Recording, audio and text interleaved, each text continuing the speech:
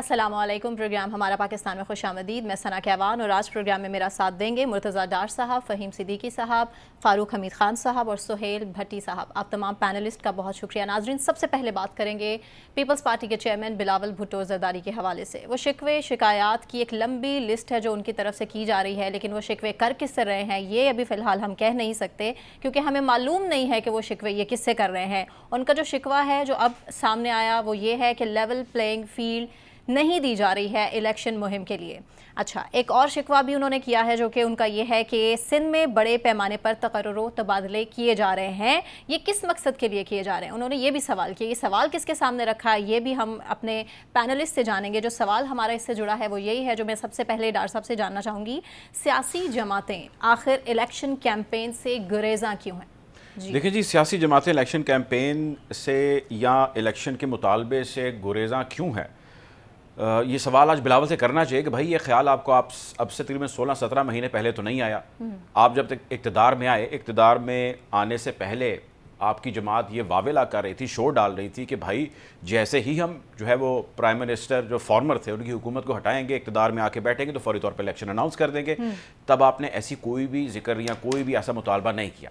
अब चूँकि आपको कहा गया कि आपने ये टेन्योर कंप्लीट करना है, आपने उस टेन्योर को कंप्लीट किया। टेन्योर को कंप्लीट किए जाने के बाद अब आपको कहा गया या आपको ख्वाब दिखाया गया कि अब आप इलेक्शंस होंगे, 90 रोज़ में होंगे और उसके बाद मुल्क जो है वो एक जमहूरी प्रोसेस से गुजरता हुआ आगे बढ़ता चला जाएगा। अब आपको महसूस होने लग गया नहीं भी ऐसा तो कुछ नहीं हो रहा, आपकी जमात के गिर्द घेरा तंग होने लग गया, तो आपने शोर डालना एक मरतबा फिर शुरू कर दिया। आपके अब्बा जी ने भी शोर डालना एक मरतबा फिर शुरू कर दिया।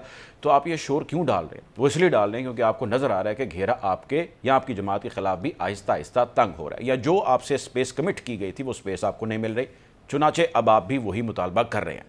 तो ये जो मुनाफिकाना सोच है ना और अप्रोच है, ये आम शख्स को, बच्चे को बड़ी अच्छी तरह इसका अंदाज़ा भी है, बाखूबी वो उसको समझता भी है। पाकिस्तान तहरीक इंसाफ एक लंबे अरसे से बरसरे पेकार है। उसका कहना यह है कि इलेक्शंस हो जाने चाहिए, मुल्क का आइन, मुल्क की जमहूरियत, मुल्क का कानून, ये तमाम तर चीज़ें इसी चीज़ की जानिब इशारा करती हैं। अब इवेंचुअली आप उसी मुतालबे में उनके साथ बहुत जल्द खड़े होते हुए दिखाई दे रहे हैं। इशारे कनाओं के अंदर जो आप चीज़ें कह रहे हैं वो उसी जानिब बढ़ रही हैं। दूसरा, उन्होंने जो आप जिक्र कर रही थी कि और बहुत सारे मुतालबे किए, या उन्होंने बहुत सारे आज कंसर्न्स रेज़ किए, जिसमें उन्होंने सिंध के अंदर तकर्रुर तबादले का भी जिक्र किया, जिसके अंदर उन्होंने आज अफ़गानिस्तान से जो अमरीकी असला जो अफ़गानिस्तान में इस्तेमाल होता था, उन्होंने ये भी कहा कि जी कच्चे के अंदर भी जो ये असला जो है वो इस्तेमाल किया जा रहा है। तो भाई आधा जनूबी पंजाब में, सिंध में आधा हुकूमत तो आपकी है, कई बरसों से, कई दहाइयों से आप वहाँ पर बैठे हैं, तो आप भी जवाब दीजिए ना। लॉ इन्फोर्समेंट जब आपकी मर्ज़ी का आईजी था, जब आपकी मर्ज़ी की वहाँ पर जितना पैराफिनेलिया था आपकी मर्ज़ी का था, तब कैसे ये सब कुछ मुमकिन हो गया? आप अपने आप को बरी ज़िम्मा कैसे ठहरा सकते हैं बहुत सारी चीज़ों से? सो आप सिंध के हस्पतालों की हालत ज़ार देखिए, आप वहाँ पे स्कूलों की हालत ज़ार देखिए, आप वहाँ पर होने वाले पीपल्स पार्टी के इक़दाम और काम देखिए, तो आपको बहुत सारी चीज़ों का जवाब मिल जाएगा। सो वो जो कहते हैं ना कि सबको अपनी अपनी पड़ी है और इसी में जो है वो सारे खुश हैं, तो यहाँ पे भी यही मामला है कि सबको अपनी अपनी पड़ी है और कोई खुश है, कोई नाखुश है, और नाखुशी से जो खुशी का सफ़र है उसमें जहाँ कहीं पे भी रुकावट आती है तो आपके नज़रियात भी निकल आते हैं, आपके स्टेटमेंट्स, बयानात, तबसरे, तज्ज़िये भी निकल आते हैं, आपका गुस्सा भी निकल आता है, आपकी सियासत भी निकल आती है, आइन भी निकल आता है। तो ये उसी की कंटिन्यूटी है, इससे ज़्यादा तो और कुछ भी नहीं है। उनका मुतालबा है इलेक्शन होने चाहिए, उनको उनका हिस्सा चाहिए, और उस हिस्से के अंदर उनको ज़ाहिर कमी नज़र आती हुई नज़र आ रही है। जिनको मिलना है उनको ये भी नज़र आ रहा है कि इनकी जानिब अब चीज़ें बढ़ रही हैं, और जिनकी जानिब अब चीज़ें बढ़ रही हैं वो खामोश हैं, चुप हैं, या उस किस्म का शोर नहीं डाल रहे। इस हवाले से भी उन्होंने कहा कि अगर सियासतदान गलत फैसले इस हवाले से करते रहे तो अवाम उनका एहतसाब करेंगे, लेकिन कब करेंगे? खैर फ़हीम, आपसे मैं जान लेती हूँ, आपको सूरत हाल क्या लगती है? सियासी जमातें इलेक्शन कैंपेन से गुरेज़ा हैं, आपको ऐसा लग रहा है? क्योंकि बिलावल साहब जिस तरफ इशारा कर रहे हैं कि अब पुराने तरीके से मुल्क को चलाना छोड़ दिया जाए, पीटीआई चेयरमैन भी कुछ इसी तरह की बातें करते थे, अब ये क्या हो गया अचानक? एक तो सना आपका बड़ा मसला है ना, दिखाती कहीं है मारती कहीं है, कहीं पे निगाहें कहीं पे निशाना। आपने बिलावल की स्पीच से बात शुरू की और इन दी एंड आप आ गए कि सियासी जमातें जो हैं वो इंतखाबी मुहिम चलाने से क्यों गुरेज हैं। तो चलें पहले मैं जो उसके ऊपर बात कर लेता हूँ कि उस पर भी मैं आपसे ये ज़रूर कहूँगा कि आखिर वो कह किससे रहे हैं। इसके ऊपर भी आप जो है वो इंतहाई मासूम बन गई थी, तो इस सादगी पे कौन ना मर जाए खुदा। वो जिससे कह रहे हैं इस मुल्क के बच्चे को पता है, सना को नहीं पता बस। वो जो है लेवल प्लेइंग फील्ड जो मांग रहे हैं वो एस्टेब्लिशमेंट से मांग रहे हैं, क्योंकि उनको पता है, उनके सामने सिचुएशन आ चुकी है कि इस वक्त जो है जो जिसे पिया चाहे सुहागन वाला मामला जो है वो मुस्लिम लीग नून के लिए है।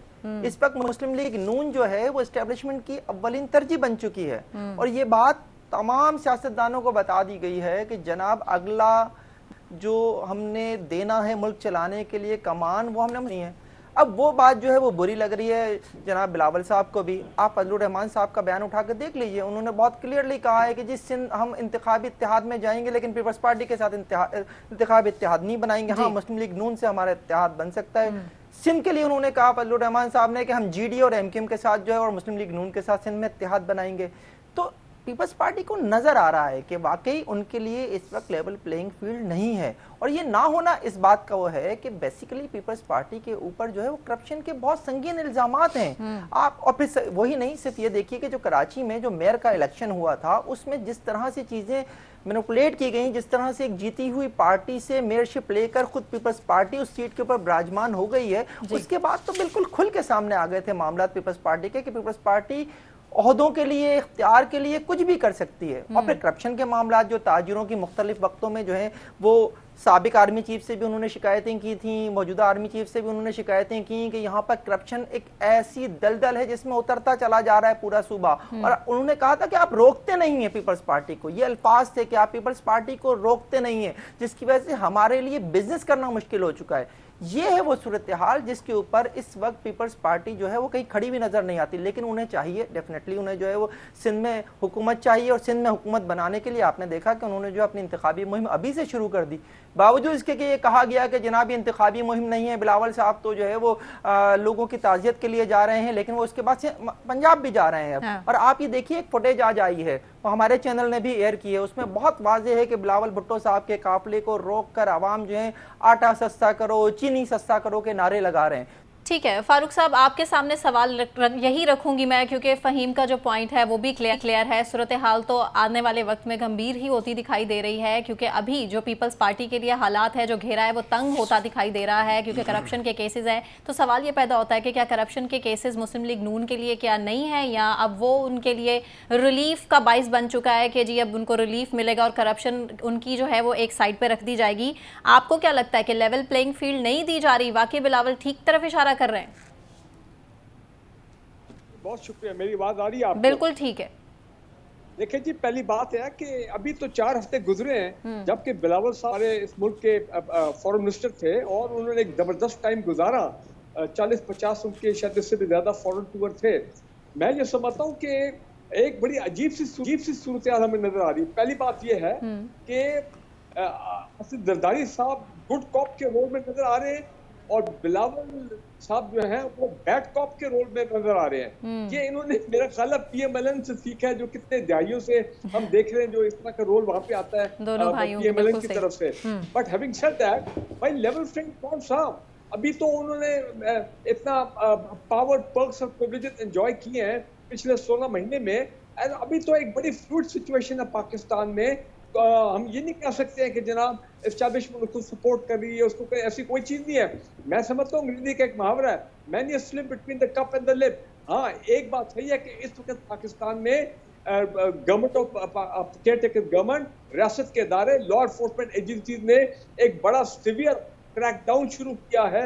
मेरी नजर में अक्रॉस द बोर्ड में उसको देख रहा हूँ। तमाम माफिया जो है पाकिस्तान में हर सेक्टर में, चीनी, आटा, दाल, पावर, ये डॉलर, जखीरांदोजी, ये फर्टिलाइजर, सब लोगों को पकड़ा जा रहा है, इंक्लूडिंग ऑयल ऑल्सो, और बड़े सेक्टर। तो जाहिर बात है पीपल्स पार्टी फीलिंग थ्रेटेंड, क्योंकि सिंध में 15 साल में वो पावर में रहे हैं और सिंध में आप मालूम है जहां तक ये जुमला बोला गया था चंद हफ्ते पहले एट द हाईएस्ट लेवल कि जनाब वहां पे एक करप्शन का सिस्टम है, उसको भी डिसमेंटल करना है। बिल्कुल होना चाहिए, इलेक्शन हो, बिल्कुल हो, 90 दिन में, 120 दिन में, या जो भी इलेक्शन कमीशन फैसला करे, लेकिन एहतसाब, एक कड़ा एहतसाब होना है और होना चाहिए। वो पाकिस्तान के इंटरेस्ट में है। पिछले 8 दिनों में हमने जो मामला शुरू हुआ पाकिस्तान में पकड़ धकड़ का, आप देखें कि उसके रिजल्ट सामने आ रहे हैं और बड़े पॉजिटिव फीडबैक है आवाम की तरफ से। दूसरा मैं आपको ये बता दूं कि देखें ये इलेक्शन के मामले जो है ना, ये let the election commission of Pakistan decide कब उन्होंने करने हैं। जब ठीक है पहले एक मरतबा लेट हो गए पंजाब की और उसमें केपी के मामले में, तो ठीक है। और दूसरा याद रखें, एक फैसला आना है इस हफ्ते most likely from the chief justice of Pakistan और नैब अमेंडमेंट्स का। नैब अमेंडमेंट अगर स्ट्राइक डाउन करते हैं तो फिर पीपल्स पार्टी, सिर्फ पीपल्स पार्टी नहीं, तमाम पॉलिटिकल पार्टी जिनके केसेस खत्म हुए नैब अमेंडमेंट कानून के मुताबिक, obviously they will feel threatened. फिर वो केसेस खोलेंगे, पता नहीं आगे क्या सूरत हाल होती है। तो अभी सूरत हाल बहुत फ्लूइड है। मैं समझता हूँ पीपल्स पार्टी हो, कोई भी पार्टी हो, उनको इदारों को ये जो चल रहा है पाकिस्तान के इंटरेस्ट में क्रैकडाउन, उसको रोकना नहीं चाहिए, उसमें खलल नहीं डालना चाहिए।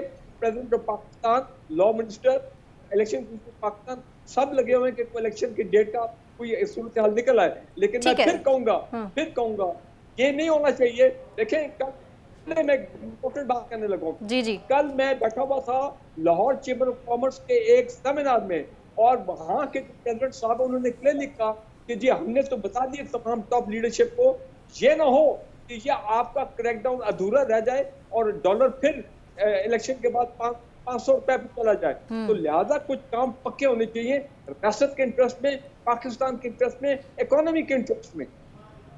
ठीक है, और ये अच्छी बात है कि उस पर जो है वो फैसले जो हों उस पर अमल दरामद भी होना चाहिए। कड़ा एहतसाब तो होगा सुहेल, और जिसकी तरफ इशारा किया है फारूक साहब ने भी कि जो बाप बेटे का रोल है, गुड कॉप बैड कॉप की स्ट्रेटजी, ये शायद नून लीग से और कुछ दिनों पहले उठाकर देख लिया जाए तो लेवल प्लेइंग फील्ड की बात मरीम नवाज साहिबा भी करती रही हैं और अब बिलावल साहब ये बात कर रहे हैं। तो इसी तरह अगर सिचुएशन चलती रहेगी तो आने वाले वक्त में आपको क्या लगता है कि वाकई जो पीपल्स पार्टी है उसका घेरा तंग होता आपको दिखाई दे रहा है? देखिए, आने वाले दिनों में तो छोड़ें, इस वक्त भी पीपल्स पार्टी के गिर्द घेरा तंग हो चुका है। उनकी कुछ मर्जी क़यादत की जो कुछ अहम ब्लू आइड कुछ अफराद थे उनसे मुतल्लिक एक्शन का सिलसिला जारी है। उसके साथ साथ जो बिलावल भुट्टो के जो गिले शिकवे और शिकायतें सामने आ रही हैं वो बुनियादी तौर के ऊपर उसकी दो वजूहात हैं। एक तो वो सियासी हिकमत अमली के तौर वो एक ऐसा मोमेंटम बिल्ड कर रहे हैं जिसमें वो पब्लिक को, अपने वोटर्स को, अपने सपोर्टर्स को कन्विंस कर सकें कि हम माजी करीब की तहादीतों के साथ अब हम उनसे मुख्तलिफ हमारा नजरिया है, हम मुख्तलिफ ऑब्जेक्टिव के साथ आगे बढ़ रहे हैं और पब्लिक के अंदर अपनी सिंपैथी क्रिएट करें। एक तो पॉलिटिकल एंगल से वो मुसलसल उनको तनकीद का निशाना बना रहे हैं, कभी वो हल्का फुल्का शिकायत करते हुए दिखाई देते हैं अपनी तहादियों के साथ, और कभी गिले शिकवे करते हैं एस्टेब्लिशमेंट के साथ। लेकिन जो दूसरा मामला है वो कुछ उनका दर्द दिल भी है जो आजकल बयान करते हुए दिखाई देते हैं, जिसके अंदर कुछ काफी हद तक हकीकत भी है। वो क्या हकीकत है? वो ये हकीकत है कि आप देखिए, जब आगे जनवरी या फरवरी जब भी इलेक्शन होने हैं, भले नून पीपल्स पार्टी मुतालबा कर रही है कि 90 रोज के अंदर इलेक्शन हो, केयर टेकर सेटअप का एक रोल होता है, कोई माने या ना माने। तारीख इलेक्शन कमीशन ऑफ पाकिस्तान ने देनी है, लेकिन उसके साथ जो आप ब्यूरोक्रेसी, अफसरशाही, पुलिस और बाकी सारे मामलात को आप मैनेज कर रहे हो, देख रहे होते हैं, तो उसके अंदर केयर टेकर सेटअप बड़ा मैटर कर रहा होता है। और वहाँ कौन बैठे हुए हैं? वहाँ पर जो आज प्राइम मिनिस्टर के प्रिंसिपल सेक्रेटरी बैठे हुए हैं, वो आज की डेट के अंदर भी तौकीर शाह साहब हैं जो कि शरीफ बरादरान की इंतहाई काबिल एतमाद ऑफिसर। उसके बाद केयर टेकर कैबिनेट के अंदर 7 वो अफराद मौजूद हैं जो शरीफ खानदान की इंतहाई काबिल एतमाद अफसर तस्वुर होते थे, जो माजी करीब में उनकी कैबिनेट का हिस्सा भी रहे, और आज उससे बढ़कर फवाद हसन फवाद, जिनकी वाबस्तगी, जिनकी एफिलेशन, जिनका कंडक्ट है वो किस तरीके के साथ शरीफ बरादरान के साथ जुड़ा हुआ है। और जब वो माजी में प्रिंसिपल सेक्रेटरी हुआ करते थे नवाज शरीफ साहब के, उस वक्त भी उन्होंने पीपल्स पार्टी को बड़ा स्क्यूज किया हुआ था, और वो प्राइम मिनिस्टर ऑफिस में बैठ के मुल्क भर के मामला चलाने के हवाले से उनकी बड़ी दस्तरत हासिल थी। आज फवाद हसन फवाद को भी वफाकी काबीना के अंदर शामिल कर लिया गया है। तो इन जो बाकी जो चेहरे भी मौजूद हैं, इस वक्त कोई ऐसा चेहरा नहीं है जिसको पीपल्स पार्टी की किसी मर्जी क़यादत का कोई उस तरह से कोई एतमाद हासिल हो। उसके साथ फिर जो सिंध के अंदर कार्रवाइयाँ हो रही हैं, और उसके बाद आसिफ अली ज़रदारी साहब ने और बिलावल भुट्टो ने ये ख्वाब देखा था कि नून लीग पंजाब में हमें स्पेस देगी। उसने स्पेस तो नहीं दी, जो थोड़ी बहुत पहले स्पेस थी ख्वाब भी देखा था और इसके लिए एफर्ट भी कैप्चर कर ली। पंजाब के अंदर उनको पंजाब में एक्सक्यूज कर लिया गया, केपी के अंदर स्पेस नहीं मिल रही, बलूचिस्तान के अंदर जो सेटअप है आपके सामने है, और सिंध के अंदर भी उनके खिलाफ एक तहाद बनने जा रहा है। तो वो इसलिए वो गिले शिकवे कर रहे हैं, अपने दर्द दिल बयान कर रहे हैं कि उनको लेवल प्लेइंग फील्ड नहीं मिल रही। लेकिन काश बिलावल भुट्टो इस लेवल प्लेइंग फील्ड का उस वक्त मुतालबा करते जब वो पीडीएम की शरीक दीगर जमातों के साथ इत्तेहादी थे, और जिस वक्त उनके मुकदमात को स्लो डाउन किया गया, फेक बैंक अकाउंट्स के केसेस थे, दीगर केसेस थे जिनको लॉजिकल एंड तक जो नहीं पहुंचे और उनको अल्टीमेटली क्लोजर की तरफ ले जाया गया। जब नैब कवानीन में तरमीम हो रही थी, अगर काश उस वक्त ये अपना मुस्तकबिल का विजन देते, उस वक्त अपने वोटर सपोर्टर्स को बताते तो बात डिफरेंट थी। अभी उनके गिले शिकवे यूं ही चलेंगे, मजीद वो उनकी शिकायतें बढ़ेंगी अपनी माजी करीब की इत्तेहादी जमातों के साथ, लेकिन अल्टीमेटली उनको ये सारा कुछ फेस करना पड़ेगा, जो कि नून लीग की आप उसको क्रेडिट कहिए, उनकी अचीवमेंट कहिए कि उन्होंने अपनी एक स्पेस हासिल की है। अच्छा। और अनफॉर्चुनेटली पीपल्स पार्टी की पॉइंट ऑफ व्यू से वो इस स्पेस को तंग किया है। ठीक है, मुझे मुर्तजा डार साहब से पूछ लेने दीजिए कि क्या जो खबरें गर्दिश कर रही हैं इस वक्त उसमें कुछ सदाकत भी है कि क्या वाकई इस बार अगर इलेक्शन हो जाते हैं तो उसमें सिंध में भी पीपल्स पार्टी को दीवार से लगाया जाएगा? देखिए जी, डिवाइड एंड रूल सिंपल सी स्ट्रेटजी ये है। इसमें पीपल्स पार्टी दीवार से लगे या पीटीआई दीवार से लगे या पाकिस्तान मुस्लिम लीग नून दीवार से लगे, आप रिसेंट ज़रा पास उठाइए ना, तो पाकिस्तान मुस्लिम लीग नून भी कहेगी कि हमने बड़े कष्ट काटे हैं मियाँ साहब के बाहर जाने से लेके, और जिस किस्म के जुल्म जबर और सितम मियाँ साहब के साथ हुए तो वो यही आपको बयान करते दिखाई देंगे। तो उस वक्त तो फिर नून लीग जो है वो लगी हुई थी दीवार के साथ। आज पीपल्स पार्टी, अगर हम एज्यूम कर रहे हैं या जो इशारे हमें नज़र आ रहे हैं इस जाने बढ़ रहे हैं, तो पीपल्स पार्टी है। आप पीटीआई उठाएं वो कहेंगे। So this is divide and rule and this is how things are always been operating in Pakistan, और इसी किस्म की चीज़ें आगे चलती रहनी है। सो इसी के अंदर तमाम जमातों को कुछ ना कुछ चंक, कुछ ना कुछ पार्ट मिलता रहेगा। अभी पीपल्स पार्टी की बारी नहीं है, उनको ज़रा सब्र करना होगा। दिखाई ये दे रहा है, होगा क्या ये अभी कहना कुछ कबल वक्त है। ठीक हो गया। फ़हीम, जिन पुराने तरीकों की तरफ इशारा कर रहे हैं पीपल्स पार्टी के चेयरमैन बिलावल भुट्टो जरदारी, क्या वो पुराने तरीके यही हैं, कभी उसकी बारी कभी उसकी बारी, वो यही कह रहे हैं कि इन तरीकों को बदलना होगा? एक तो आप सुहेल भट्टी को बहुत टाइम देती हैं अपने। अच्छा देखिए, ये पीपल्स पार्टी जो ये कह रही है ना, तो डेफिनेटली नज़र तो यही आ रहा है कि एक दफ़ा फिर इस दफ़ा मुस्लिम लीग नून की बारी है और जरदारी की फिर बारी वाला जो एक नारा था वो इस दफ़ा जो है वो फ्लॉप होने जा रहा है। तो डेफिनेटली पीपल्स ये भी था और ये भी था कि साडी बारी फिर बारी, पता नहीं क्या इस तरह का एक नारा और भी था इनका, फिर जरदारी। तो वो जो है होता नहीं नज़र आ रहा। इसकी वजह से जो है इस वक्त पीपल्स पार्टी फ्रस्ट्रेशन का शिकार है, और इस फ्रस्ट्रेशन में जो उनकी इस वक्त जो फोकस है ना वो ये है कि उन्हें वफाक में हुकूमत बनाने का मौका मिले ना मिले, पंजाब में, केपीके में, बलूचिस्तान में उनको सीटें मिले नहीं मिले, सिंध में जो 15 साल से वो मौजूद हैं वो सिंध उनसे ना छिन जाए। हाँ जी। ये है इस वक्त बेसिकली पीपल्स पार्टी की सबसे बड़ी परेशानी। और इस परेशानी को लेकर बिलावल भुट्टो साहब, अब इंतखाबात बहुत दूर हैं, बजाय नजर ही नहीं आ रहे कि इंतखाबात कब होंगे, लेकिन वो एक इंतखाबी मुहिम लेकर चल पड़े हैं। सिंध में गए हैं। सिंध वो इलाका है जिसने सैलाब के बाद, सैलाब में बहुत ज्यादा तबाही देखी है, और आज भी वहां पर लोग खेमों में रह रहे हैं। बजाय पीपल्स पार्टी की आपको बड़ी कैंपेन नजर आएगी कि हमने इतने घर बना के दिए, हमने ये करके दिया, हमने खुराक पहुंचा दी, लेकिन आज भी वहां फसलें तबाह हैं, लोग खुली छत के नीचे रह रहे हैं। इस सिचुएशन में पीपल्स पार्टी के लिए सबसे बड़ा मसला यही है कि वो अपनी सिंध गवर्नमेंट बचा ले। अब इसके लिए इनके पास जो एक पुराना तरीक़ेकार है वो यही है कि हमेशा से ट्रांसफर पोस्टिंग के ऊपर बहुत ज़्यादा फोकस रखते थे, और वो ट्रांसफर पोस्टिंग के ऊपर ही रखकर वो जो है इलेक्शन कमीशन का अमला, चूंकि उसी सरकारी मुलाजमीन के जरिए होता है, उसके जरिए वो अपनी इंजीनियरिंग करने की कोशिश करते थे। अब मसला ये है कि जिस नोयत के तबादले हो रहे हैं, उन्होंने खुद कह दिया कि जनाब बाहर से एक अफसर लाया गया है पंजाब पुलिस का और उसको लाकर यहाँ बिठा दिया गया, नाम नहीं लिया उन्होंने IG सिंध का, लेकिन लाए गए हैं वो। और उसके बाद जो है जो उनसे सीनियर पुलिस अफसरान थे 6 उन्हें चार्जेस छोड़ने भी पड़े हैं। उसके साथ साथ अगर आप देखिए तो आज 97 थानेदारों के कराची में तबादले हुए हैं। उसके साथ साथ जो पूरी रिजीम है जो पुलिस की थी वो सारी चेंज की गई है। ये सारी चीजें पीपल्स पार्टी को परेशान कर रही हैं। वो ये सोच रहे हैं कि कहीं उनसे सिंध भी तो नहीं ले लिया जाएगा दोबारा। ये थोड़ा सा मुश्किल जरूर है क्योंकि पीपल्स पार्टी के खिलाफ इस वक्त अपोजिशन नाम की कोई चीज बाज़ाहिर सिंध में नहीं है। शिराजी जो बहुत बड़ी एक ताकत समझे जाते थे, ठट्टा वगैरह बदीन की, वो अब उनके साथ नहीं है, वो सॉरी अपोजिशन में नहीं है, इनके साथ आ चुके हैं। महर बिरादरी इनके साथ आ चुकी है सिंध में। सिर्फ और सिर्फ अगर बची है तो थोड़ी बहुत फंक्शनल बची है, थोड़ी बहुत जो है वो JUI फजलुर रहमान की खैरपुर में बचे हैं। तो बाज़ाहिर पीपल्स पार्टी के सामने इतनी बुरी सूरत हाल नहीं है, लेकिन वो डर रहे हैं कि हमारे साथ कुछ ज्यादा हाथ ना हो जाए। इसीलिए बिलावल भुट्टो साहब जो है एक अलग लाइन लेकर चल रहे हैं, और जरदारी साहब जो है वो किसी को खुश करने की लाइन लेकर चल रहे हैं कि जी हमें तो सब कबूल है, हमें तो चीफ इलेक्शन कमिश्नर भी कबूल है, हमें तो फलां भी कबूल है, आइन के तहत इलेक्शन कराए जाएं। तो बस इस वक्त जो है वो दोनों तरफ विकेट के खेला जा रहा है और बड़े मजे से खेला जा रहा है। बिल्कुल ठीक है फ़हीम, आपका पॉइंट भी क्लियर है, लेकिन मुझे अगला सवाल अब ब्रेक के बाद आप लोगों के सामने रखना है। ब्रेक से वापस आने के बाद सवाल हमारे साथ रही।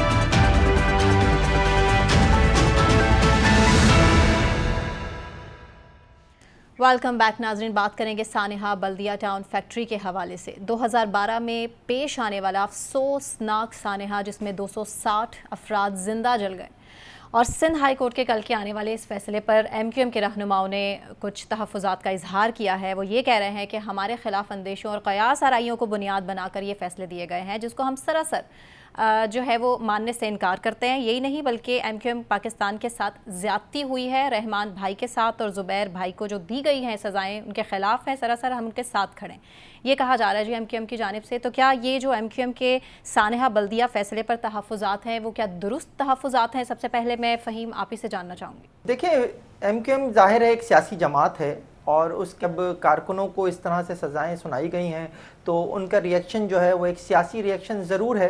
लेकिन एक बात जो मेरे लिए थोड़ी सी हैरान कुन है वो ये है कि एक वही चीज़ जो इस वक्त मुझे कुछ अर्से पहले से नज़र आ रही थी कि कुछ सियासी जमातें इस वक्त अदालतों के फैसलों के ऊपर तनकीद कर रही थी और बहुत खुल के तनकीद कर रही थी, कुछ ऐसा ही आज जो है मुझे नज़र आया है MQM की जानिब से। MQM के जानिब से माजी में नहीं देखा कि उन्होंने अदालतों पर इस तरह से खुली तनकीद की हो, लेकिन आज जिस तरह से MQM ने प्रेस कॉन्फ्रेंस की है उसमें जिस तरह से अदालतों को उन्होंने निशाना बनाया है और जजेस को निशाना बनाया है, उसमें यहाँ तक कह दिया गया कि ये फैसला जो है न जाने अदालत में लिखा गया है या किसी हाउस में लिखा गया है, और उन्होंने उसे बिल्कुल एक सियासी इंतकाम का निशाना बनाने की उन्होंने बातें की हैं। उसमें उन्होंने बातें की हैं, उसमें कहा है कि अगर हमने किया तो यानी जमात ने किया तो उसको क्यों नहीं जो है हमें फांसी दे दी गई। और ये सब कुछ जो है वो इस एक जुमले के ऊपर फैसले में लिखा गया है जिसमें ये कहा गया है कि MQM की क़यादत की मर्जी के बगैर बल्दिया फैक्ट्री को जलाना नामुमकिन है। MQM सिर्फ और सिर्फ इस बात के ऊपर सबसे ज़्यादा इस वक्त जो है जुज़बुज़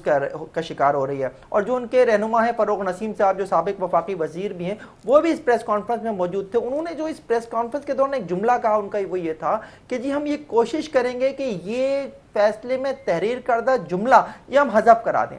तो ये है बेसिकली पूरी आज की उनकी प्रेस कॉन्फ्रेंस। लेकिन अगर मैं ये देखूं जो मैंने शुरू में कहा कि वो एक तो सियासी इस वक्त उनका सियासत कर रहे हैं और एक सियासी एज हासिल करने की कोशिश कर रहे हैं अवाम में, लेकिन साथ साथ जो है वो नज़र ये आ रहा है कि उन्हें सिर्फ और सिर्फ एक अदालती फैसले से वो जुमला हज़फ कराना है जिसकी वजह से मुस्तकबिल में कभी MQM को सियासत करने में मुश्किल पेश आ सकती है।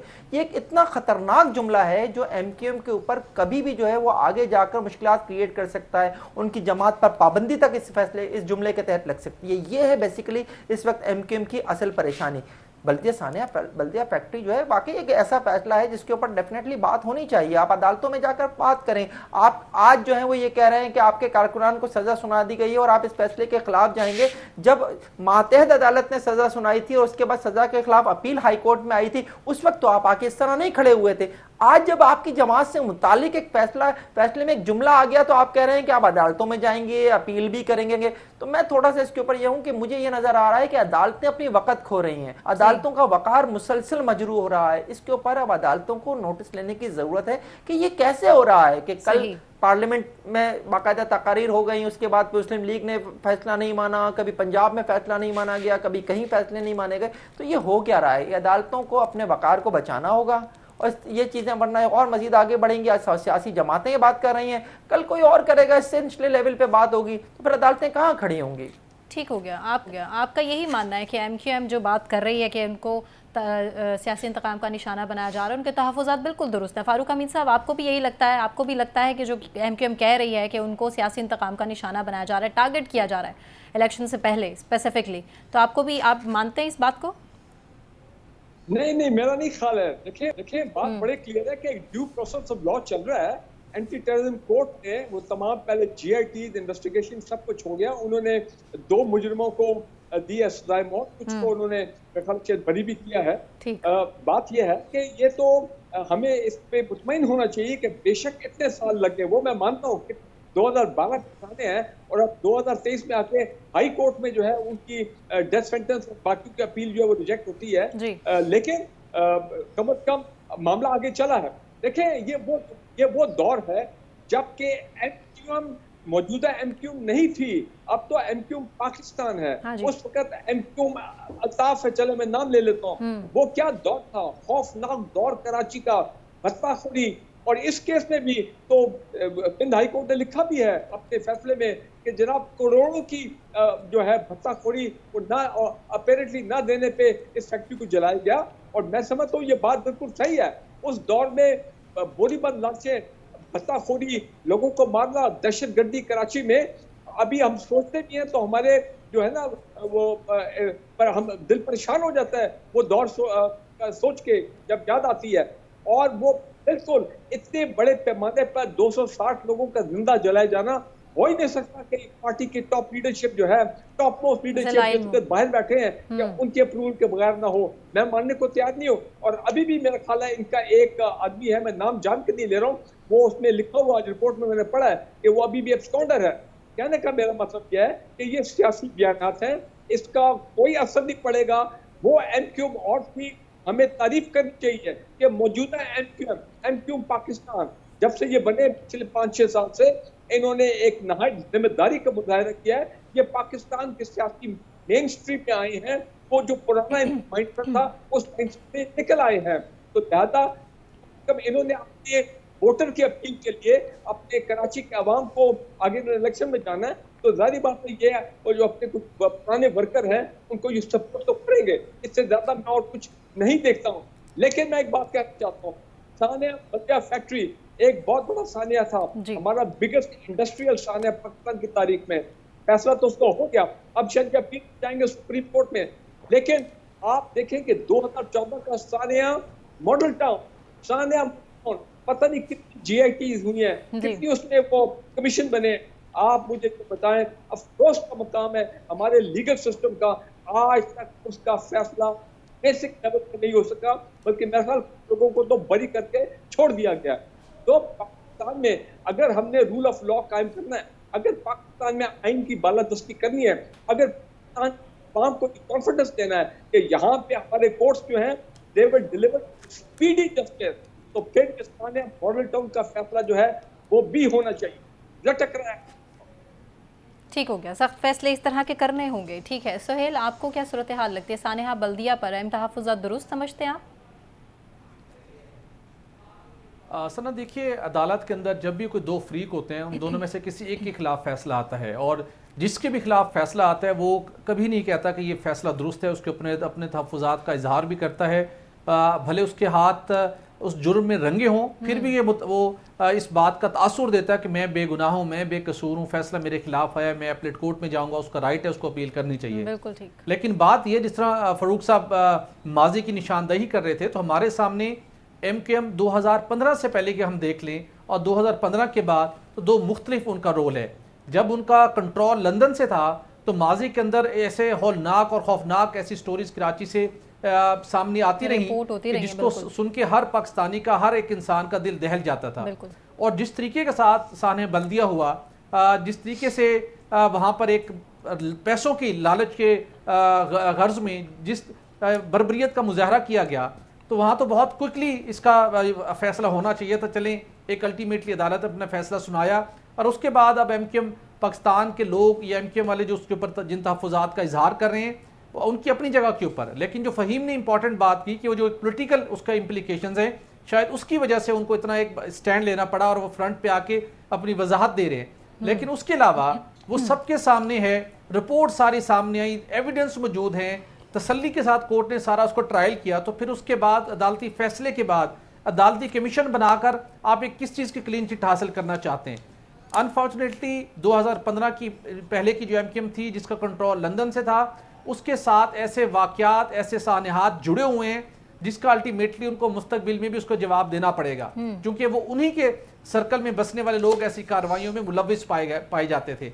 उनमें से बेशतर लोग जो आज भी मोस्ट वांटेड हैं मुख्तलिफ वाक़यात में, आज भी उनकी तलाश जारी है। और आज बहुत से ऐसे लोग हैं जिनके कुछ नहीं पता चल सका और कुछ इतला दी जाती हैं कि वो कानून नाफिज करने वाले इदारों के पास है, अक्सर बेशतर MQM मुतालबा भी करती है।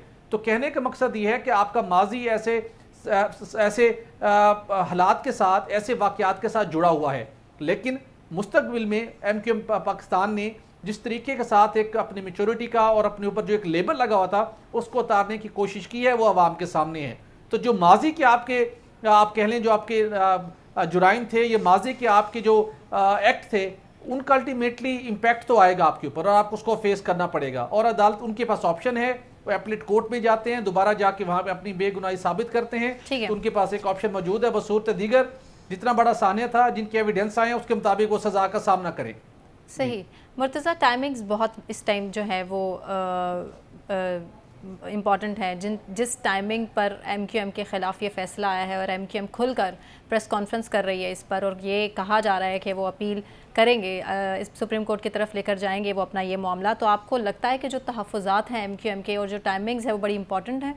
देखिए जी, MQM ने तो ज़ाहिर तहफ़्फ़ुज़ात का इजहार करना है, और वो क्या करेंगे? उन्होंने तो यही कहना है कि जी हमने कुछ नहीं किया, हम पे जो इल्ज़ामात लगे हैं वो सारे के सारे गलत लगे। और जिस तरह फ़हीम कह रहे हैं कि जिस एक जुमले पे उनको शदीद तहफ़्फ़ुज़ात हैं, उसका जिक्र मैंने भी सुना, और मुझे लगा ये कि थोड़ा सा ज़रा डेस्परेट मेजर्स MQM वाले ले रहे हैं। सवाल मेरा ख्याल है ये है कि इस सानहे को 11 साल से ज़ायद अरसा गुजर चुका है, मोर देन 11 ईयर्स। आज आप और मैं और हमारे बाकी साथी बैठ के ये बात कर रहे हैं कि सज़ाओं पे अमल जो है वो होना चाहिए या नहीं होना चाहिए, वो बेगुनाह है या नहीं है। मोर देन 11 ईयर्स, 260 से ज़्यादा ख़ानदान इस वक्त उजड़ चुके हैं, उनके बंदे जो है वो मारे जा चुके हैं उसके अंदर, और उनके लवाहिकीन पेशियों पे पेशियाँ भुगत चुके। ये मेरा ख्याल है ये इटसेल्फ एक सानहा है कि हमारा आइन और कानून वो किस किस्म के शिकंजे में जकड़ा गया है कि उससे स्पीडी जस्टिस हो ही नहीं पाता। गवाहान नहीं पहुंच पाते वहाँ पे, लोग डरते हैं, उनको खौफ है। आप इस केस की हिस्ट्री उठाइए तो आपके सामने बहुत सारी चीज़ें आ जाएंगी। इसी वजह से या इन्हीं चीज़ों की इस 3 JITs जो मेरे इल्म में है इसके ऊपर बन चुकी, जुडिशल कमीशन इसके ऊपर बन चुका, रेंजर्स ने इसके ऊपर अपनी फाइंडिंग की और फाइंडिंग में उन्होंने MQM को मुर्द इल्ज़ाम ठहराया। सो हमारे यहाँ JITs की फॉर्मेशन, जुडिशल कमीशन का बन जाना फौरी तौर पर इंसान के ज़हन में आता है कि नहीं ये इसलिए बनाया गया है ताकि इस केस को तातुल दिया जाए। बिल्कुल। केसेस हमारे यहाँ प्रेशर टूल या टेक्निक के तौर पर इस्तेमाल होते हैं। तो इस केस का फैसला आज जो हो गया, आपको पता है जो लोग बरी किए अदालत ने, ऑनरेबल जजेस ने, उनमें एक बंदा है जो फौत हो चुका है, फजल नाम है उस बंदे का। तो उसने जो सज़ा काटी, पहले तो उसके बारे में बताइए कि जो उसकी बरियत हुई वो किस बेस के ऊपर बरियत हुई। वो तो जेल के अंदर ही मर गया। आज प्रेस कॉन्फ्रेंस के अंदर सदीकी साहब इसके बारे में फरमा रहे थे, एक और रहनुमा भी फरमा रहे थे। तो पहले तो जुडिशल सिस्टम के हवाले से बात करें, और रह गई MQM, वो कितनी दूध की धुली हमारे तीनों पैनलिस्ट ने बड़ा ज़बरदस्त बयान किया है, इसमें कोई दूसरी राय नहीं है। 2014 में मुझे आज भी याद है, मैं एक प्राइवेट टेलीविज़न चैनल पे काम करता था, और उस वक्त भाई की जब तकरीर आती थी तो उस तकरीर को कोई और चैनल कुछ कट करके इश्तिहार पे नहीं जा सकता था। तब भी मुझे कॉल मौसूल हुई थी कि हमने लेट कट किया था, और मुझे कहा था जी आपके साइज़ की बोरी भी अवेलेबल है, कोई मसला नहीं है हमारे लिए। तो कहने का मकसद ये है कि वो दौर हम सहाफ़ियों ने भी देखा हुआ है, और सहाफ़ियों से जुड़े जो फील्ड स्टाफ होता है उन्होंने भी उस दौर को देखा हुआ है। तो MQM अपने दौर की एक फ़िरौन रह चुकी है, और फ़िरौन से मुराद मेरी है कि जिस किस्म की पॉलिसीज़ ये अपना चुके हैं, जिस किस्म के होचे हथकंडे अपना चुके हैं, किसी ढके छुपे नहीं है। अब 2, 3, 4 हिस्सों में उसको डिवाइड कर दिया गया, और अब आप आके बैठ गए कहेंगे जी हमारे साथ नाइंसाफ़ी, आप इंटरनेशनल कोर्ट के अंदर जाएँ, आप जाएँ जिस फोरम पे इस केस को उठा सकते हैं आप उस फोरम पर लेकर जाएँ। आप एक प्रेस कॉन्फ्रेंस करते हैं, स्टेटमेंट देते हैं, बयानात देते हैं, और सिलसिला 400 चल। आप आज का जो फैसला कल परसों है उसको उठाइए, पढ़िए ज़रा, आप जो जजेस के रिमार्क्स हैं वो पढ़िए। जजेस उसके अंदर कहते हैं कि किस तरह जो है वो पुलिस के कार्रवाइयों को मुदाखलत करके रोका गया। एक तो मुदाखलत हमारे गले पड़ी हुई है कि पुलिस ने किस तरह इंटरफेरेंस की, और इंटरफेरेंस करके उन्होंने ज़िमनियों से लेके, चालान से लेके, सबूतों से लेके, गवाहान से लेके तमाम तर चीज़ों को मैनेज किया। फैसला तो पढ़े ना, उसके अंदर लिखी हुई हैं चीज़ें। सो अदलिया का निज़ाम स्लो प्रोसेस इटसेल्फ, MQM का पास इटसेल्फ, सहाफ़ियों को समेत इलाके के लोगों को दी जाने वाली धमकियाँ इटसेल्फ, ये तमाम तर चीज़ें इस जानिब इशारा करती हैं कि आप कान यहाँ से पकड़ लें या यहाँ से पकड़ लें। एक आम शख्स की ज़िंदगी जो है ना मसले में है। इस मुल्क में जो शख्स जुर्म करता है, थोड़ा सा ताकतवर है या उसके पास पैसा है, उसके लिए बहुत सारी आसानियाँ हैं, उसके केसेस मंतकी अंजाम तक पहुँचते। मैंने तो नहीं देखे, कोई आपने देखे तो बताइए, कोई सज़ाएँ ज़बरदस्त होती देखी तो बताइए। जो आम शख्स है वो रुलता है और वो रुलेगा। वो किसी का बंदा या बच्चा जल के मर गया, किसी का बाप, किसी का भाई, किसी की बेटी, वो अपनी जगह बेचारे 11 साल बाद आज ही बैठे हैं कि हमारे साथ इंसाफ हो जाए, जिन लोगों ने किया उनको सज़ा मिल जाए। और आज हम बैठे तबसरे कर रहे हैं कि जी सज़ा नहीं मिल पा रही, ये वजह था, ये वजह थी, ये जिम्मेदार हैं, वो जिम्मेदार है। सो इंतहाई मुनाफिकत की। ठीक है फ़हीम, अदालतों की कारकर्दगी पर आपने भी सवाल उठाया है। आम आदमी को इंसाफ नहीं मिलता, और जब मिलता है तो उस इंसाफ का कोई फ़ायदा रहता नहीं है। करेंगे देखिए सना, जब फारूक साहब बात कर रहे थे उस दरमियान में मैंने लुकमा देने की कोशिश की थी, और मैं फिर वो बात थोड़ा सा एक दफ़ा दोहराऊंगा जो शायद मैं पिछले प्रोग्राम्स में भी कह चुका हूँ। अदालती इंसाफ का कत्ल, ये सब चीज़ें जो पुरानी हो गई। मैंने जो असल पॉइंट उठाया था, जो मेरा ख्याल था कि बहुत इंपॉर्टेंट है, कि फैसले में जो एक लाइन लिखी गई है वो है बेसिकली MQM की एक सियासी ज़र्ब है एमक्यूएम के ऊपर, वो उसको लेके चल रहे हैं। लेकिन जरा यहाँ पर जब अल्ताफ हुसैन का नाम लिया गया, हम्माद सिद्दीकी का नाम नहीं लिया फारूक साहब ने, मैं लेता हूँ हम्माद सिद्दीकी साहब का नाम। वो कराची तंजीमी कमेटी के रुकन थे और वो यहाँ पर सारी चीजें कंट्रोल करते थे, यही इल्जाम उनके ऊपर भी है। मैं ये नहीं कहता कि जनाब बल्दिया साने में क्या हुआ, लेकिन फैसल सिद्दीकी की रिपोर्ट मौजूद है एडवोकेट की, जो ये कहती है, जब बताती है कि जनाब आग लगाई नहीं गई, लगी थी वहां पर। और भी बहुत सारे सबूत हैं जो एमक्यूएम आज भी अपनी प्रेस कॉन्फ्रेंस में पेश कर रही थी। मैं इसमें नहीं जा रहा कि एमक्यूएम आगे जाके इस केस को अपने लिए कैसे लेकर चलेगी, वो सिर्फ और सिर्फ अपने 2 कारकुनों की सजाए मौत को लेकर जाएगी या अपने सियासी तशक्कुस के लिए आगे जाएगी। मेरा असल पॉइंट यह है कि जो लोग ये बात करते हैं कि कराची में माजी में ये हुआ, कराची में माजी में ये हुआ, कराची में जो माजी में हुआ उसमें कराची के ऑपरेशंस का भी जिक्र किया करें, जिसमें लोगों को जो है वो उनकी जिंदगियां किस तरह से अजीरन बना दी गई थी। इस शहर में लोगों, ख्वातीन ने लोगों के जनाजे पढ़े, वो भी जिक्र किया करें। ये भी बात किया करें कि इस शहर के आज भी लोग जो है वो लापता है, सैकड़ों की तादाद में, उनका कुछ नहीं पता। लोगों को सिर्फ ये नजर आता है कि इस शहर में जो है एक वक्त में लाशें उठा करती थी, बेशक उठा करती थी, सब गलत था, लेकिन क्या उसके नतीजे में इस शहर का आज ये हाल होना चाहिए कि उस शहर, उस दौर में जितने लोग मरते थे उससे ज्यादा स्ट्रीट क्राइम की सूरत में मर रहे हैं? क्या ये शहर का हाल होना था? मैं किसी को अच्छा नहीं कह रहा, लेकिन मैं ये जरूर कहता हूं कि जब आप कराची के माजी के ऊपर बात करते हैं तो कराची के माजी का सिर्फ एक रुख दिखाने की कोशिश ना किया करें। फारूक साहब, आप ही की जानिब आऊंगी, आप इसे जवाब चाहूंगी इसी का। मैं ये कह रहा हूँ कि ये एक बड़ा खौफनाक हमारा ये माजी था कराची का। एमक्यूएम जो पुरानी एमक्यूएम थी, अब को जो एमक्यूएम है पाकिस्तान है, इनका एमक्यूएम लंदन से अब कोई डिक्लेयर्ड ताल्लुक नहीं है। उन्होंने अपने आप को डिसोसिएट कर दिया है विद एमक्यूएम लंदन। और एमक्यूएम लंदन के पीछे कुछ चंद वाकयात हुए हैं पिछले चंद 2-3 सालों में, जिसमें उन्होंने सर उठाने की कोशिश की है अपना कराची में, लेकिन लॉ एनफोर्समेंट एजेंसी ने उनको सर उठाने नहीं दिया गया। बिल्कुल ऐसे ही। मेरा पॉइंट ये है कि अब इससे उनको कोई अपना, उनकी जो एमक्यूएम लंदन है उसके साथ उनका कोई सियासी ताल्लुक नहीं है, कोई और एडमिनिस्ट्रेटिव ताल्लुक नहीं है, और एक नया दौर है जिसको थ्रू एमक्यूएम गुजर रही है। हमें उस लिहाज से उनकी तारीफ करनी चाहिए। लेकिन फहीम सिद्दीकी साहब को मैं याद करा दूं, मैं उनकी बात मानता हूं जनाब, ये वो कराची था कि जिस दिन 35 लाशें नहीं गिरती थी तो हम कहते थे कराची का लॉ एंड ऑर्डर बहुत बेहतर हो गया है। और आपको याद है कराची डिवाइडेड था, अपना एक पूरा मिलिटेंट इंफ्रास्ट्रक्चर था। पाकिस्तान की तारीख में कभी कराची में हमने ये सूरत हाल नहीं देखी। मिलिटेंट विंग्स थे जिनको रियासत पाकिस्तान के इदारों ने तोड़ा, फिर क्योंकि उन्होंने रियासत के रिट को चैलेंज किया। ये बड़ा खौफनाक दौर था, याद करते भी बड़ी तकलीफ होती है। लेकिन आइंदा हम उम्मीद करते हैं कि एमक्यूएम पाकिस्तान जितनी पॉलिटिकल मैच्योरिटी और वो अपना विजन का मुजाहरा कर रही है, ये इंशाल्लाह अब माजी का दौर ही रहेगा जो कुछ हुआ था। ठीक है, आपकी जानिब मैं कराची का सवाल लेकर ही आ जाती हूँ। कराची में इस वक्त जो लॉ एंड ऑर्डर की सूरत हाल है, अवाम किस हद तक परेशान है, मोबाइल फ़ोन छिन रहा है, इसको कंट्रोल करने की तो स्ट्रेटजी नहीं है अभी गवर्नमेंट के पास। हाँ, लेकिन फ़ोन को आपने छुपाना किस तरह से है, इसकी स्ट्रेटजी गवर्नमेंट ज़रूर बता रही है। अवाम तो परेशान है, तो ऐसे में वो किसकी तरफ देखें?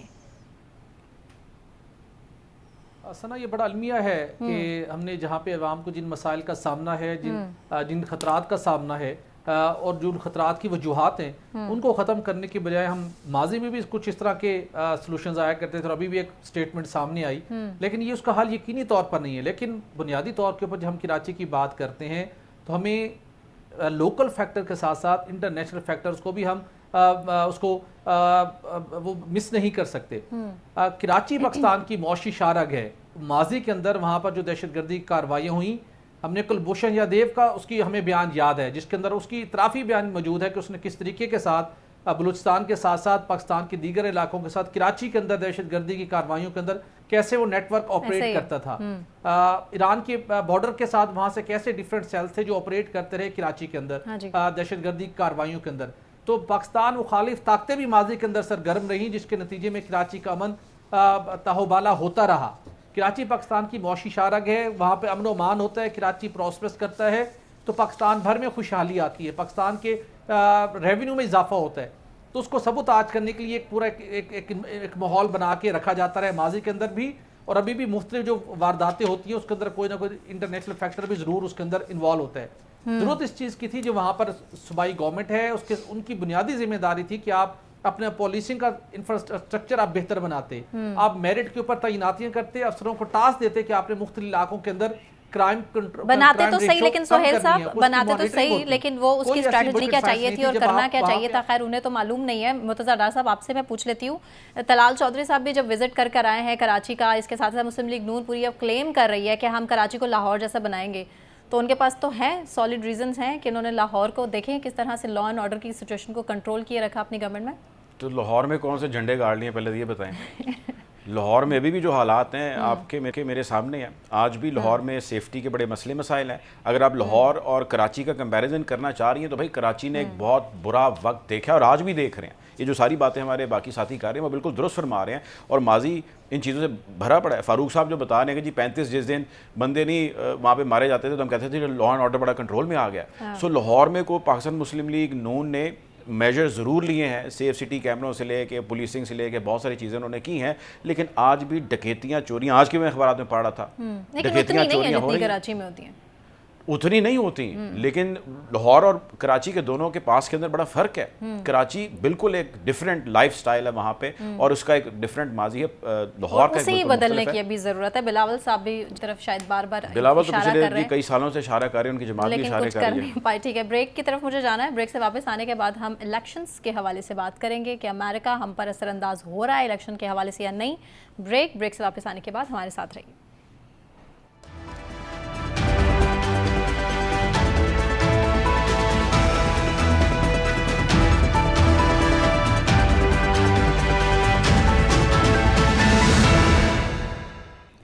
वेलकम बैक नाज़रीन। बात करेंगे पाकिस्तान में होने वाले इलेक्शन के हवाले से। क्या अमेरिका इस पर असरअंदाज हो रहा है या नहीं? अमेरिका पाकिस्तान में इंतखाबात पर असरअंदाज बिल्कुल नहीं हो रहा, क्योंकि महकमा खारजा अमेरिका की तरफ से ये वाज़े कर दिया गया है। और यही नहीं बल्कि मुतवक्के इंतखाबात के नताइज पर असरअंदाज होने के लिए वो किसी भी पार्टी या किसी भी सियासी जमात को की हिमायत अमेरिका नहीं करता है। इस बात में कितनी सच्चाई कितनी हकीकत है, ये मैं सबसे पहले मुर्तज़ा डार साहब आप ही से पूछ लेती हूँ। देखें जी, 1940 में ना मुसद्दिक मलिक की हुकूमत को इंस्टॉल किया गया था और उसके बाद ईरान में, और उसके बाद ये फार्मूला मशहूर हो गया था जिसको कहा गया था मुसद्दिक फार्मूला।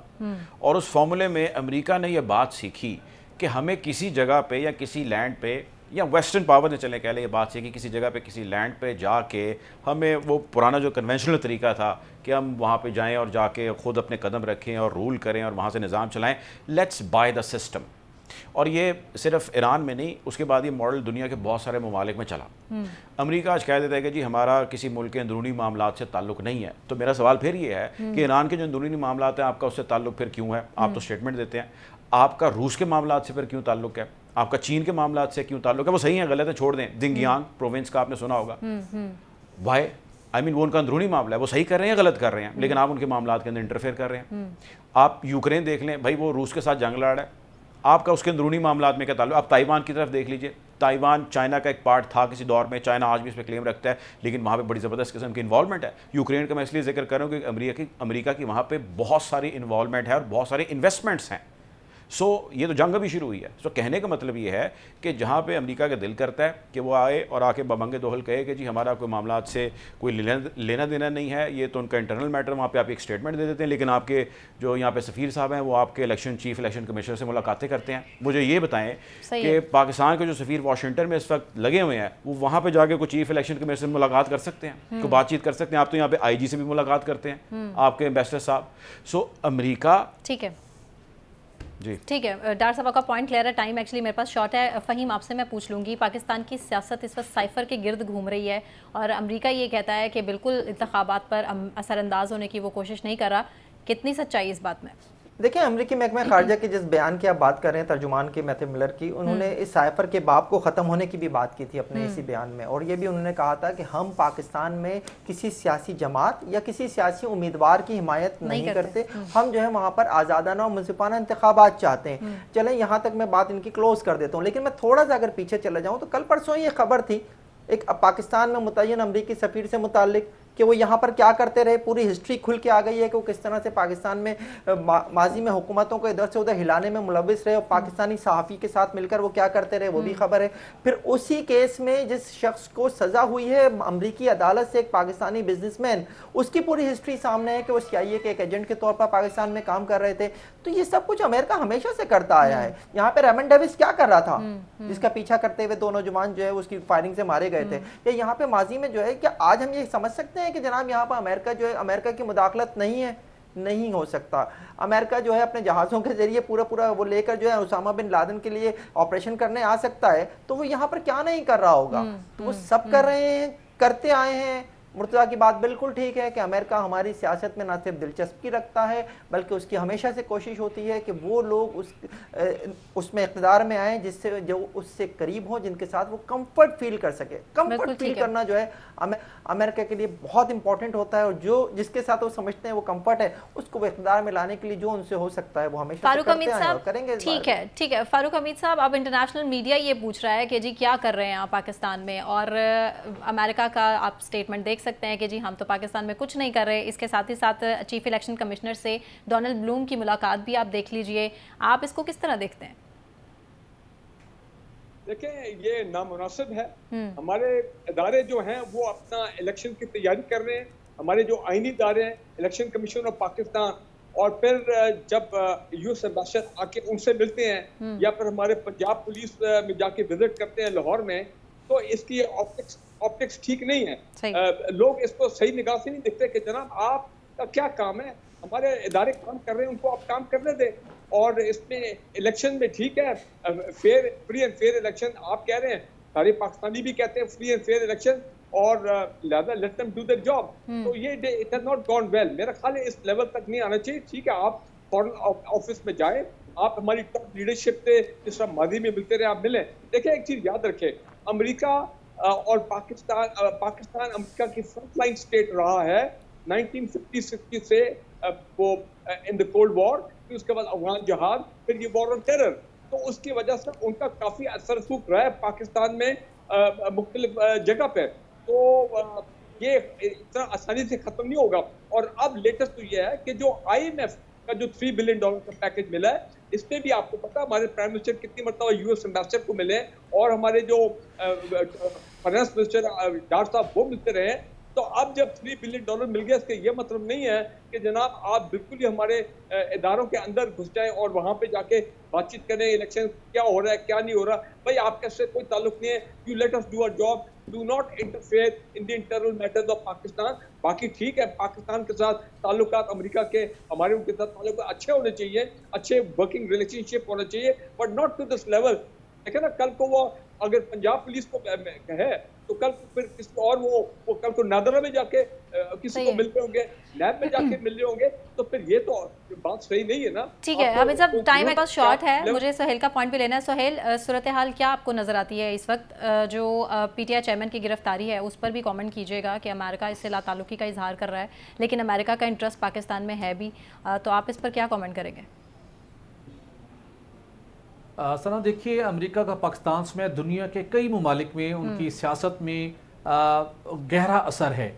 वो मुख्तलिफ ममालिक की, पाकिस्तान समेत मुख्तलिफ ममालिक की सियासत में कभी मुआशी पॉलिसियों से, कभी मुआशी इमदाद से, और कभी मुआशी पाबंदियों से, और डिफरेंट टैक्टिक्स के जरिए से उसने अपना इन्फ्लुएंस बरकरार रखा हुआ है, और इस साइकोलॉजिकल इन्फ्लुएंस से ही वो दुनिया के अंदर एक अपनी पावर को शो करते हैं। लेकिन हमारा मामला क्या है? माजी के अंदर भी हमारे मुख्तलिफ अदवार के मुख्तलिफ आलमी जो इंटरनेशनल जो राइटर्स हैं उन्होंने किताबें लिखी हैं, कभी लीक सामने आई, तो मुख्तलिफ अदवार के अंदर हमारे यहाँ कभी डिक्टेटर्स आए, ये जमहूरी मुख्तलिफ सेटअप बने, तो उनकी कहानियाँ बाद में खुल के सामने आती रही। दुनिया के दीगर ममालिक के भी इस तरह के मुख्तलिफ उनके वाक़यात सामने आते रहे, तो उनका रोल तो मौजूद है। लेकिन सवाल ये है कि जहाँ पे उनका रोल है, कोई उसको इमीडिएटली को मुल्क तन तनहा खत्म कर सकता है, कम कर सकता है, तो उसका जवाब है नो। तो जब उनका फिल वक्त रोल खत्म नहीं हो सकता, तो जो कोई मुल्क, बिलखुसूस पाकिस्तान, ऐसे हालात के अंदर जो हमें जहां सियासी जमातें खुद नहीं चाहती कि हमारा रोल खत्म हो। ठीक है, बहुत शुक्रिया सोहेल भट्टी साहब, फ़हीम सिद्दीकी साहब, फारूक हमीद खान साहब, मुर्तज़ा डार साहब, आप तमाम पैनलिस्ट का बहुत शुक्रिया। मुझे सना कहवान को इजाज़त दीजिए, अपना ख्याल रखिए, अल्लाह हाफ़िज़।